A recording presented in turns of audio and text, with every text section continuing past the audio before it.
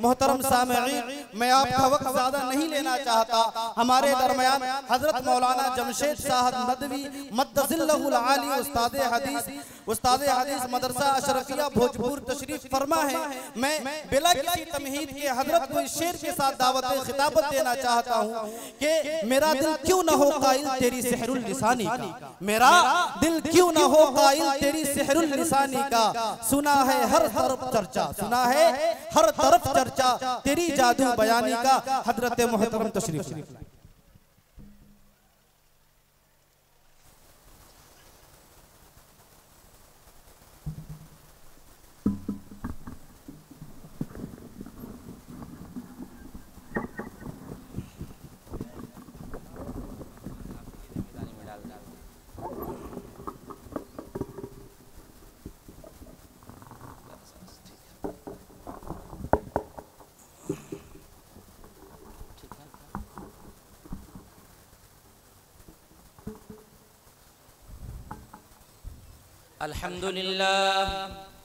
अल्हम्दुलिल्लाह नहमदुहु व नस्तईनुहु व नस्तगफिरुहु व नु'मिनु बिही व नतवक्कलु अलैहि व नऊज़ु बिल्लाहि मिन शुरूरि अनफुसिना व मिन सय्यिआति अअमालिना।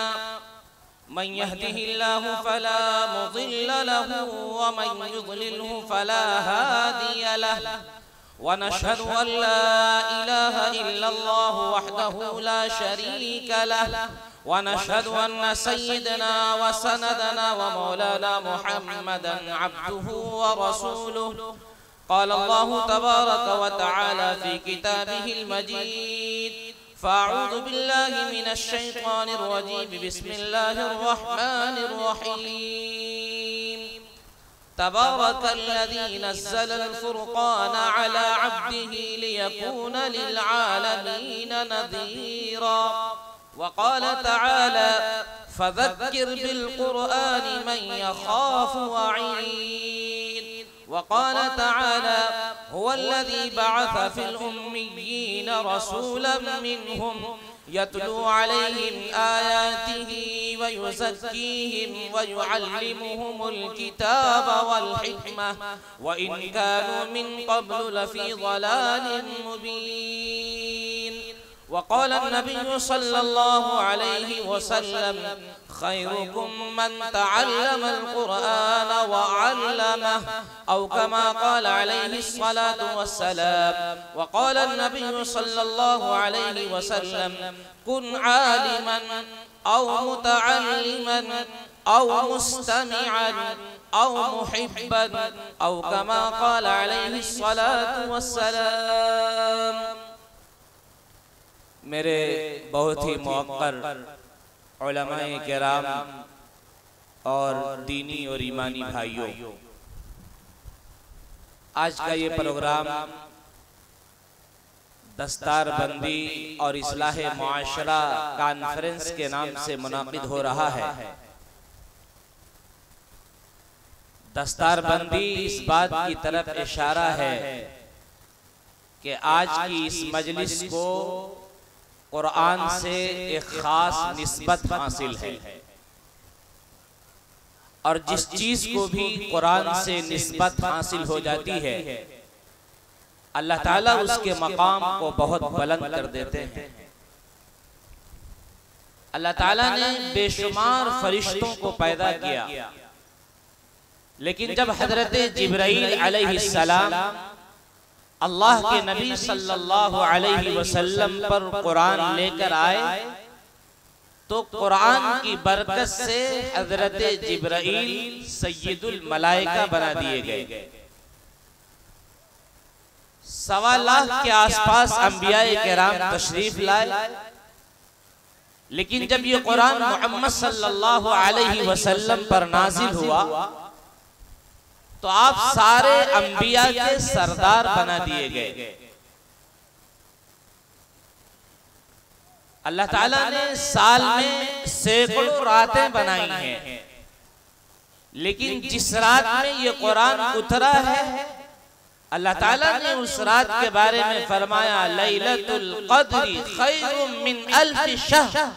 ये 1000 महीनों से बेहतर है, 1000 रातों से बेहतर है।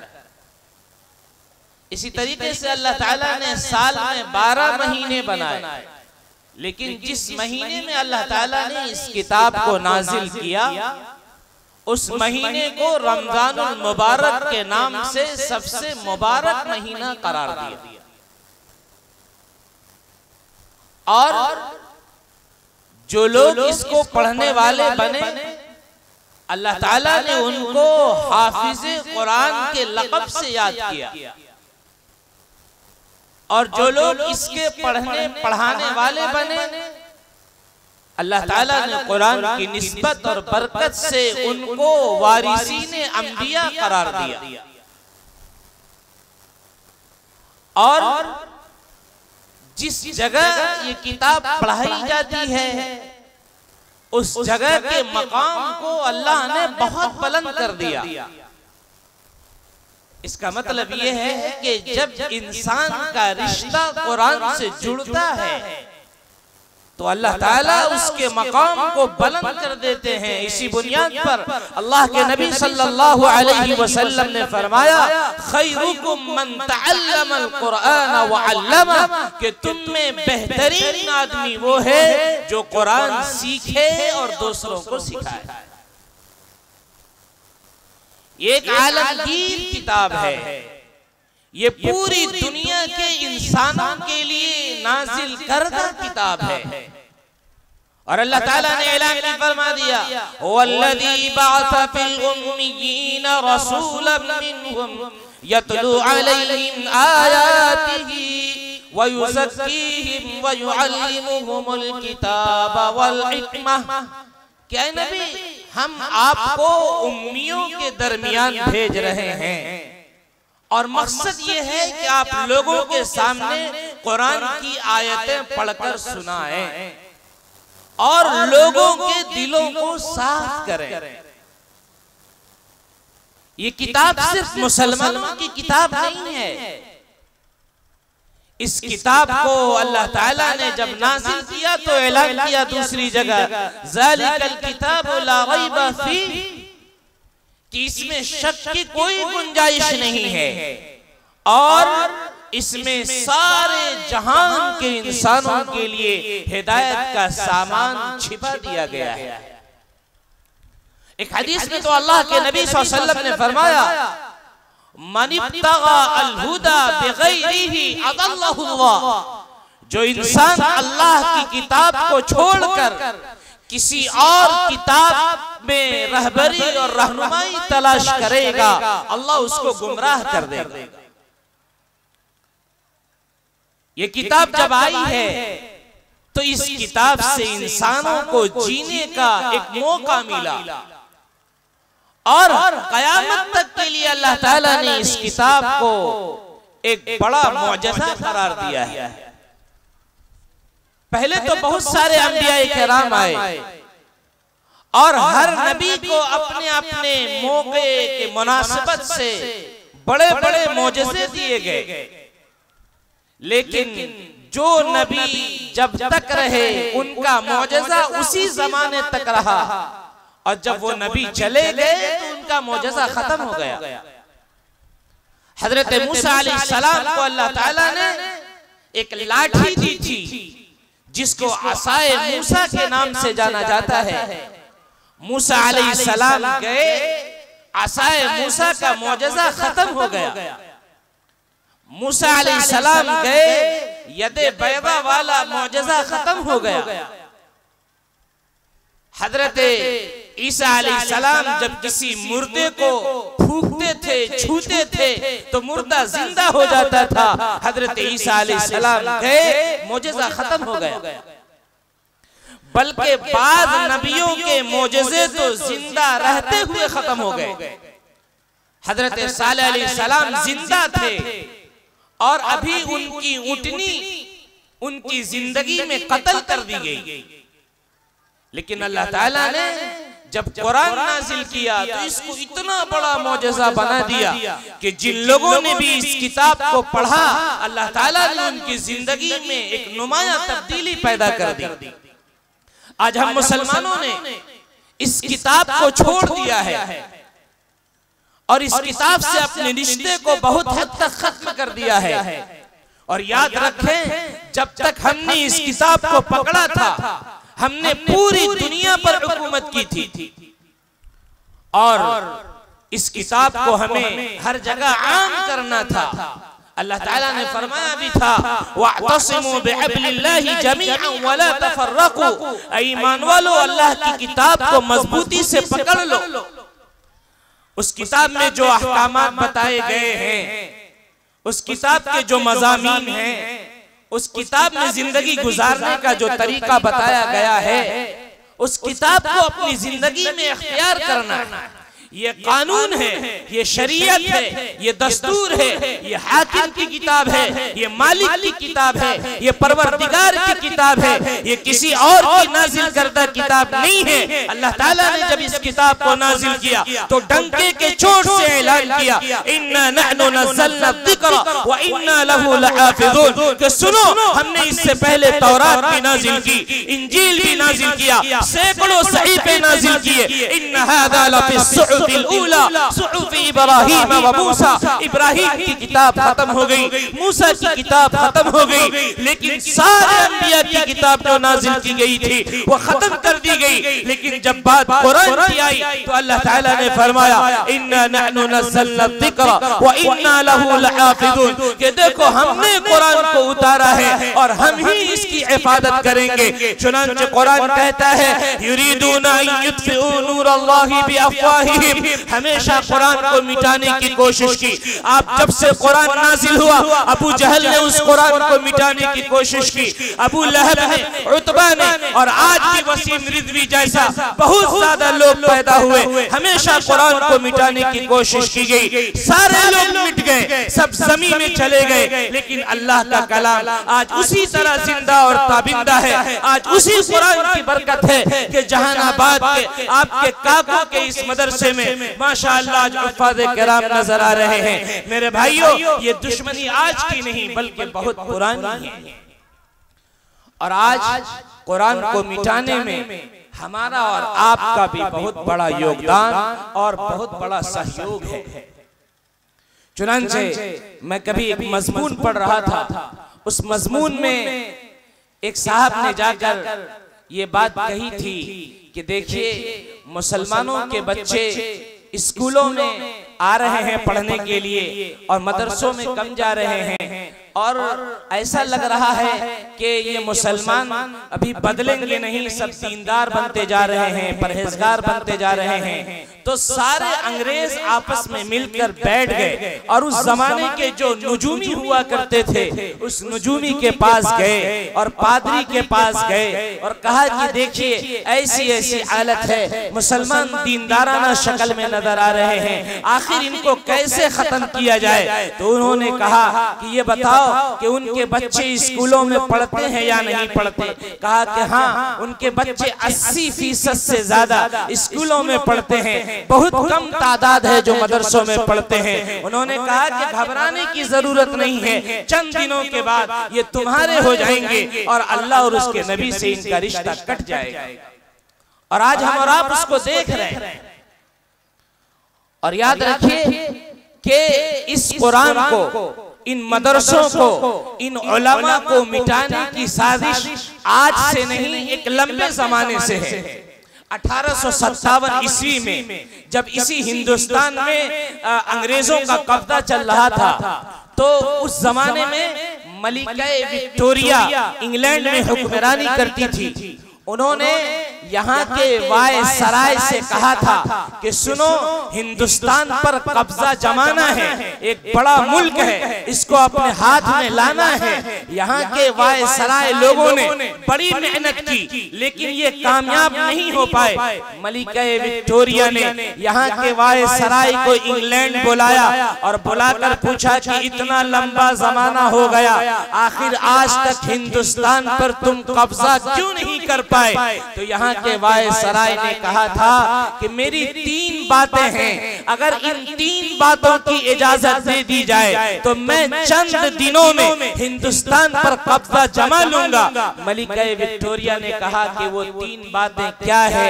कहा नंबर 1, हिंदुस्तान में जितने कुरान हैं उसको जला दिया जाए।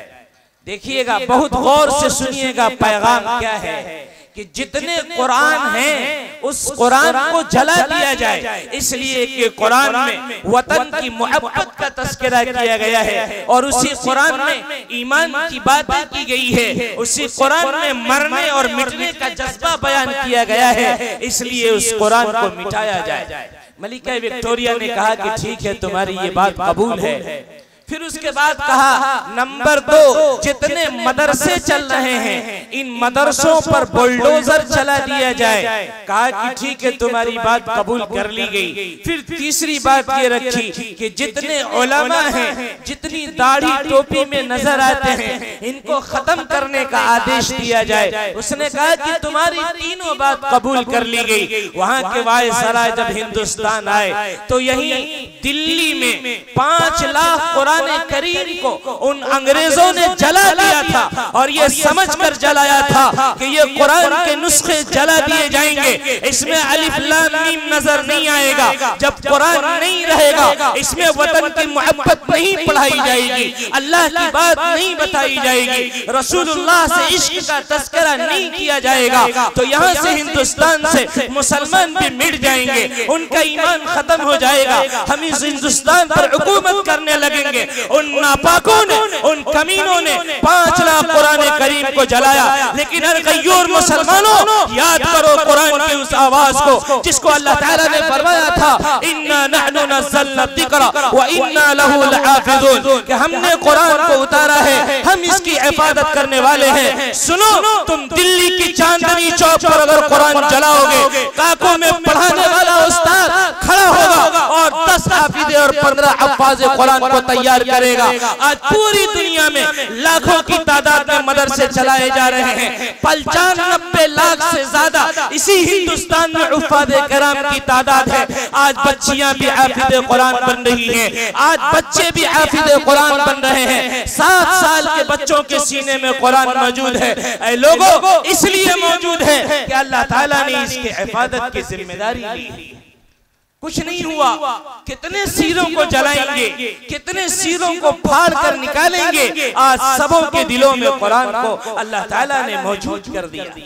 फिर उसके बाद मदरसों को, उस जमाने में दिल्ली में बड़े बड़े मदरसे थे। उस जमाने में शाह वलीउल्लाह मुहद्दिस देहलवी, शाह अब्दुल अजीज, शाह रफ़ीउद्दीन, दिल्ली उलमा का गढ़ था। अंग्रेजों ने उस जमाने में 1 लाख से ज्यादा उलमा को फांसी के फंदे पर चढ़ा दिया, बल्कि सुअर के खालों में बंद करके वहां के दरिया में डाल दिया गया और न जाने कैसे कैसे टॉर्चर किया गया। उसी जमाने में मुजद्दिद अल-फ़सानी रहमतुल्लाह अलैह को टॉर्चर किया गया, बड़े बड़े उलमा को माल्टा के जेल में डाल दिया गया और छड़ उनके साथ गर्म कर करके उनके पीठ में दाबा गया, दागा गया। लेकिन उसके बावजूद भी उन अल्लाह वालों ने कहा कि नहीं, हम अल्लाह के लिए आए हैं, हम कुरान पढ़ने आए थे, हम कुरान पढ़ने आए थे, हम कुरान सिखाने आए थे, हमारी ये जान अल्लाह की अमानत है, हमें मार तो गवारा है लेकिन हम अल्लाह की तालीम को, अल्लाह के कलाम को बुलंद कर कर रहेंगे। इसलिए कि उन लोगों ने पढ़ा था कि युरीदून अन युत्फिऊ नूरल्लाहि बिअफ़वाहिहिम वल्लाहु मुतिम्मु नूरिही वलौ करिहल काफिरून। लाखों उलमा को जला दिया गया, लाखों उलमा को बंदूकों के निशाने पर खड़ा कर दिया गया, लेकिन सारे उलमा उस जमाने में बहुत हद तक मार दिए गए। किताबों में लिखा है कि 60-60 किलोमीटर तक अगर किसी की मौत हो जाती थी तो उस जमाने में 60 किलोमीटर तक कोई जनाजे की नमाज पढ़ाने वाला नहीं मिलता था। ये हालत थी और मदरसों को खत्म कर दिया गया, उलमा को खत्म कर दिया गया और अब अंग्रेजों ने इस हिंदुस्तान पर मुकम्मल तौर पर कब्जा जमा लिया। फिर उसके बाद जो गरीब मुसलमान थे, जो कमजोर थे, ये अंग्रेज बड़े चालाक और बड़े चालबाज थे। ये मुसलमानों के दरवाजे पर गए और कहा कि देखो तुम्हारे यहाँ गरीबी है, तुमको अपने बच्चों को पढ़ाना है, हमारे यहाँ फ्री में एजुकेशन सिस्टम का इंतजाम किया गया है, वहाँ खाना मिलेगा फ्री में और लिबास फ्री में मिलेगा, हमारे यहाँ तालीम दी जाएगी। उस वक्त चंद उलमा जो बच गए थे वो उलमा आपस में बैठे और कहा कि देखो अगर हमारे ये बच्चे स्कूलों में चले जाएंगे, अगर इनको कलमा नहीं पढ़ाया जाएगा, अगर इनको अल्लाह की किताब नहीं पढ़ाई जाएगी, अगर इनको नबी का तरीका नहीं बताया जाएगा, ये बच्चे गरीबी की हालत में जब स्कूल में चले जाएंगे इनके दिलों से ईमान छीन लिया जाएगा। ये शक्लन मुसलमान तो होंगे लेकिन अंदर से ईमान खत्म हो चुका होगा। उलमा खड़े हुए और उसी 1866 में दारुल देवबंद की मौलाना कासिम नानोतवी रहमतुल्लाह अलैह ने बुनियाद रखी। ये उलमा भी दरवाजे दरवाजे गए, भीख मांगने लगे और मुसलमानों से कहा क्या है, मुसलमानों हमारे यहाँ भी फ्री इंतजाम किया गया है, अपने बच्चों को कुरान पढ़ाओ, अपने बच्चों को अल्लाह और उसके नबी के बारे में बताओ, आओ हमारे यहाँ मदरसा खोला गया है। उसी अंग्रेजों की मेहनत के बाद उलमाए किराम खड़े हुए, दारुल देवबंद की बुनियाद पड़ी और फिर उसके बाद हिंदुस्तान में अल्हम्दुलिल्लाह लाखों मदरसे खुले हैं। अगर वो उलमा उस वक्त खड़े न होते तो आज काको में ये जलसे दस्तार बंदी का प्रोग्राम नजर नहीं आता। मेरे भाइयों, उलमा ने बड़ी कुर्बानी पेश की और जिन लोगों ने अपने आप को कुरान से जोड़े रखा, अल्लाह ताला ने उसके मकाम को बहुत बुलंद किया। मैं एक वाकया सुनाऊं, शाह वलीउल्लाह मुहद्दिस देहलवी रहमतुल्लाह अलैह अपने वक्त के सबसे बड़े मुहद्दिस थे हिंदुस्तान के। ये एक मर्तबा हज करने के लिए गए और जब हज करने के लिए गए तो इनके साथ एक खादिम भी था जो खाना वाना पका करके दिया करता था। उस जमाने में हज करने के लिए लोग जाते थे तो समंदर के जरिए से जाया करते थे, 2-2 महीने और 1.5 महीने लग जाया करते थे। तो शाह वलीउल्लाह मुहद्दिस देहलवी अपने साथ एक खादिम को लेकर हज करने के लिए गए और जब वहां पहुंचे हैं तो चूंकि शाह साहब तो कुरान पढ़ना जानते थे, हर वक्त कुरान की तिलावत करते थे, लेकिन साथ में जो खादिम था उसने कभी कुरान नहीं पढ़ा था, लेकिन उसको कुरान से एक इश्क हो गया था। वो वजू करता था और कुरान को लेकर बैठ जाता था और उंगलियां फेरता था, कहता था ए मालिक यहो सच है, यहो सच है, यहो सच है, ए मालिक यहो सच है। बहुत बेपनाह मोहब्बत हो गई। अचानक उसी सफर में शाह वलीउल्लाह मुहद्दिस देहलवी के खादिम का इंतकाल हो गया। चंद दिनों के बाद शाह साहब लिखते हैं कि मैंने ख्वाब में देखा कि वो मेरा खादिम जन्नत में टहल रहा है। तो कहते हैं कि मैंने पूछा कि अरे भाई तुम्हारा कौन सा ऐसा अमल था जिसकी बुनियाद पर तुम जन्नत में टहल रहे हो? कहा कि मेरा कोई अमल नहीं था, लेकिन मैं कुरान पढ़ना नहीं जानता था, मुझे कुरान से मोहब्बत थी, मैं कुरान लेता था और कहता था ए मालिक यहो सच है, यहो सच है। अल्लाह को ये अदा इतनी पसंद आई है कि अल्लाह ताला ने कुरान से उस मोहब्बत की वजह से मेरे मग़फ़िरत का ऐलान कर दिया। हम कितना मोहब्बत करते हैं कुरान से, हम कितना लगाव रखते हैं कुरान से। ये अफसोस का मकाम नहीं है कि हमारी मस्जिदों में अगर कोई कुरान खानी के लिए कुरान देकर गया है या अपने माँ बाप के इसाले सवाब के लिए कुरान देकर गया है तो 10-10 साल गुजर जाते हैं, लेकिन उस किताब को पढ़ने वाला कोई नहीं होता। 1-2 लोग होते हैं जो कुरान की तिलावत करते हैं, वरना कोई कुरान की तिलावत नहीं कर रहा है। और अगर हमने इसी तरीके से कुरान से दूरी बनाई तो कल क़यामत के दिन अल्लाह के नबी सल्लल्लाहु अलैहि वसल्लम अपने परवरदिगार के सामने कह रहे होंगे वक़ाल रसूलु या रब्बी इन्न कौमी इत्तख़ज़ू हाज़ल कुरआन महजूरा। हमारे नबी सल्लल्लाहु अलैहि वसल्लम अपने रब से फरमा रहे होंगे ऐ मेरे परवरदिगार, मैं जब दुनिया में गया था मैं कुरान लेकर गया, मैंने सहाबा को कुरान बताया और सहाबाए किराम ने जगह जगह कुरान को पहुंचाने का काम किया। और जब मैं दुनिया से चला आया मेरी उम्मत ने कुरान पढ़ना छोड़ दिया था और आज इस वजह से यहाँ पहुंची हुई है। इन्ना कौम इत्तखज़ू हाज़ल कुरान महजूरा। ए अल्लाह, मेरी उम्मत ने तो कुरान को छोड़ दिया।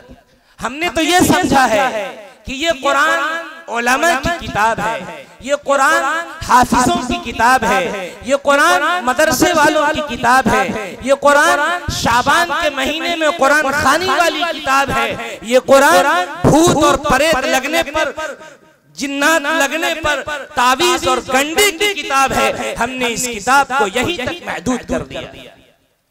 जबकि अल्लाह के नबी सल्लल्लाहु अलैहि वसल्लम ने अपने ज़माने में इस कुरान को मुख्तलिफ जगह पर आम किया। अल्लाह के नबी सल्लल्लाहु अलैहि वसल्लम ने जब हिरक़ल के पास खत लिखा था तो फरमाया था, कुल या अहलल किताबी तआलू इला कलिमतिन सवाइन बैनना व बैनकुम अल्ला नअबुद इल्लल्लाह। अल्लाह के नबी सल्लल्लाहु अलैहि वसल्लम ने कुरान के इस पैगाम को उस जमाने का जो सबसे बड़ा बादशाह रोमन एम्पायर था और किसरा और कैसर जो उस जमाने के सुपर पावर थे, अल्लाह के नबी सल्लल्लाहु अलैहि वसल्लम ने अपना खत भेजा और उस खत में लिखा और ये कुरान की आयत लिखी, या अहलल किताबी तआलू इला कलिमतिन। ऐ यहूदियों, ऐ ईसाइयों, ऐ बुद्धिस्टों, ऐ अल्लाह के अलावा दूसरे मजहब के मानने वालों, उस कलमे की तरफ जो हमारे और तुम्हारे दरमियान बराबर है, और वो ये है कि हम अल्लाह की इबादत करें, उसके साथ किसी को शरीक न ठहराएं। हमने ये समझ लिया कि ये कुरान हमारी किताब है। ये दलितों को समझाने के लिए, ये आदिवासी को समझाने के लिए, ये हमारे बिरादरान वतन को समझाने के लिए उतारी गई। और कुरान कहता भी है, फज़क्किर बिल कुरआनी मन यखाफ वईद। ऐ नबी, इस कुरान के जरिए से आप उन लोगों को डराइए जो मुझसे डरते हैं, जो ईश्वर पर, परमात्मा पर, लॉर्ड पर, गॉड पर, डिवाइन पर ईमान रखते हैं, विश्वास रखते हैं। आप उन लोगों को डराइए, इसलिए कि इस कुरान को नाजिल करने का मकसद ही यही है। मेरे भाइयों, इस कुरान की तालीम उन मदरसों में दी जाती है, उन मदरसों में दी जाती है जिस मदरसे को आज पूरी दुनिया तिरछी निगाह से देख रही है। आज उस मदरसे को दहशतगर्दी का अड्डा करार दिया जा रहा है। आज उस मदरसे को इंसानियत के खिलाफ बातें कहने की बातें की जा रही है, जबकि तारीख ये है कि अगर इस हिंदुस्तान में मदरसे न होते, अगर इस हिंदुस्तान में उलमा न होते, ये हिंदुस्तान कभी भी आजाद न होता।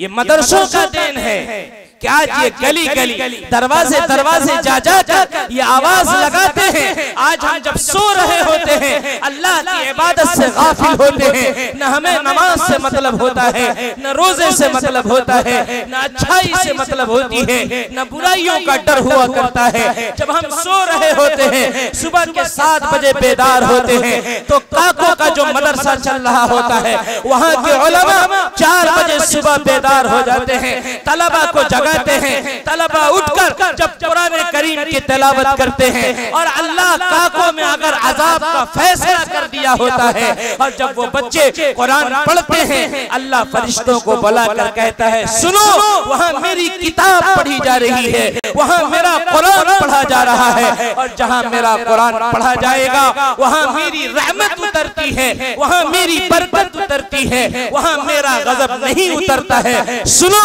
जब तक कुरान की तिलावत की जाएगी, मैं उस जगह पर अपने अजाब को नहीं भेज सकता।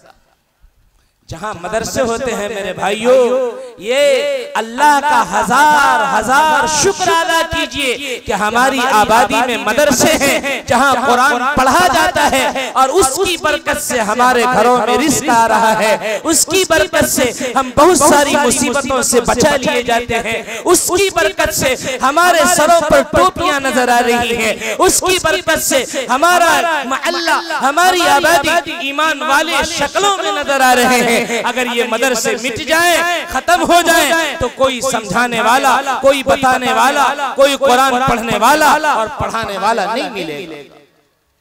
इसलिए मदरसों को बहुत पहली गनीमत समझिए। अल्लाह के नबी सल्लल्लाहु अलैहि वसल्लम ने जब मस्जिद नबवी बनाई थी और मस्जिद नबवी में जब आप मौजूद थे तो आपने सिर्फ मस्जिद नबवी नहीं बल्कि उसमें एक मदरसा भी बनाया था।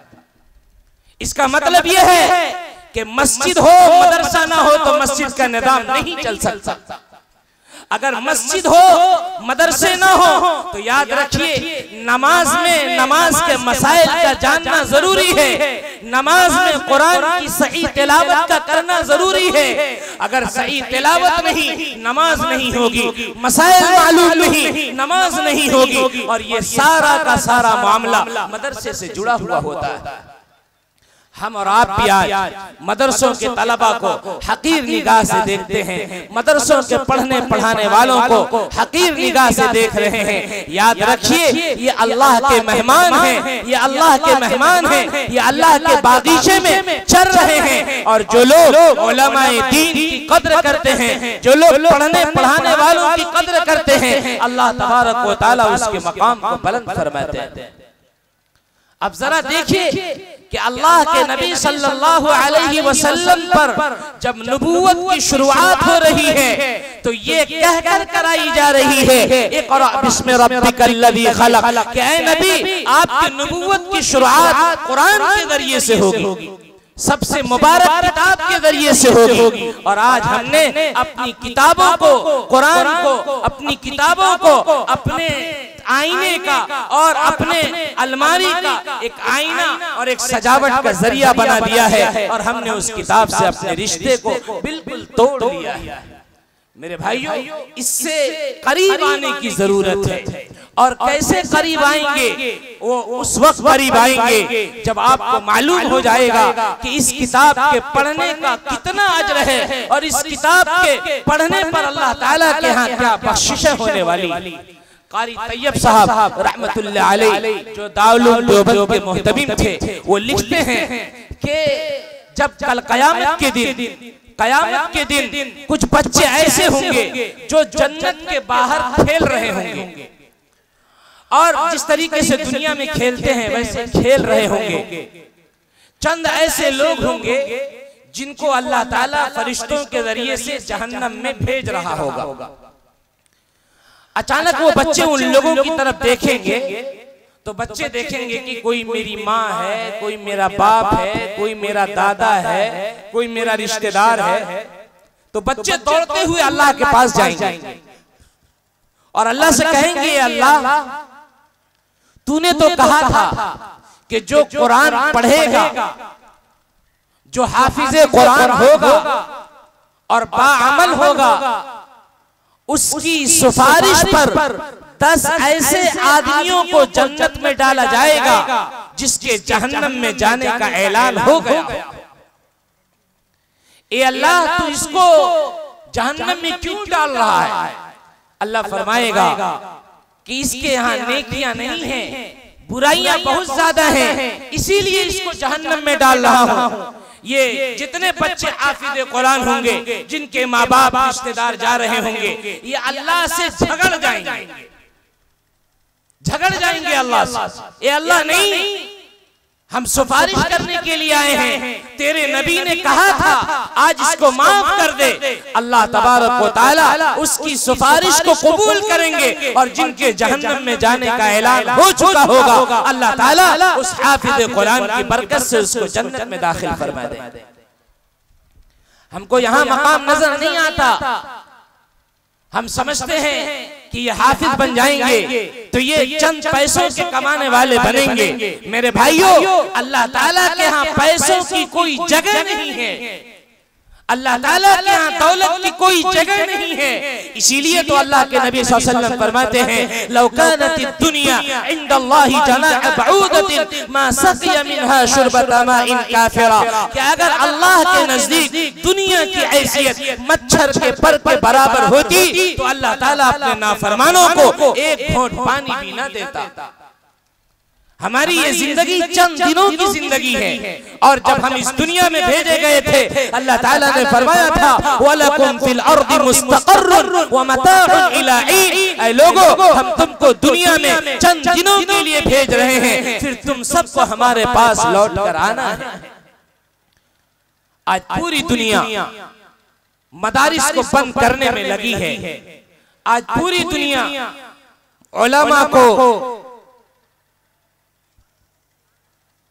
को बदनाम करने की फिक्र में लगी हुई है।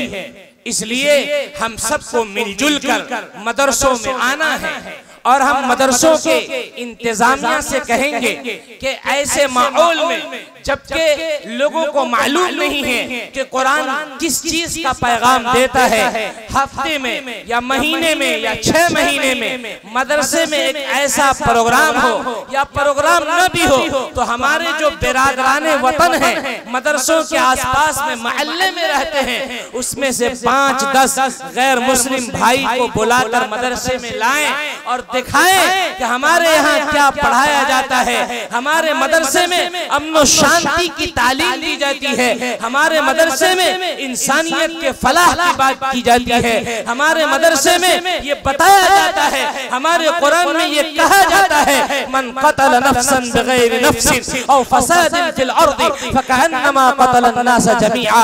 कि अगर कोई आदमी एक आदमी को नाहक कत्ल कर दे वो ऐसा है गोया कि उसने पूरी दुनिया के इंसानों को कत्ल कर दिया है। कुरान आतंकवाद की मुखालफत करता है, कुरान शरपसंदों की मुखालफत करता है, कुरान टेररिज्म की मुखालफत करता है, कुरान फसादियों की मुखालफत करता है। कुरान ऐलान करता है ला युहिब्बुल्लाहुल फसादा फिल अर्द, अल्लाह जमीन में अमन शांति को पसंद करता है। कुरान का यही पैगाम है, मदरसों का यही पैगाम है, उलमा और उफ़ाज़ का यही पैगाम है। इसलिए मेरे भाइयों, आप सब मिलजुल कर मदरसे का ताआवुन कीजिए, मदरसों के उलमा से तलबा से सर जोड़कर बैठिए, उनको मेहमान समझिए, इसलिए कि वो अल्लाह के और अल्लाह के नबी के मेहमान हैं। और जो हमारे आसपास के लोग बसते हैं उनको मदरसों के बारे में मुतारफ कराइए ताकि पूरी दुनिया में ये बात पहुँचे कि यहाँ से अमन शांति की तालीम दी जाती है, यहाँ से मुल्क को बचाने के तरीके बताए जाते हैं। अल्लाह तबारक व तआला हम सबको समझ दे।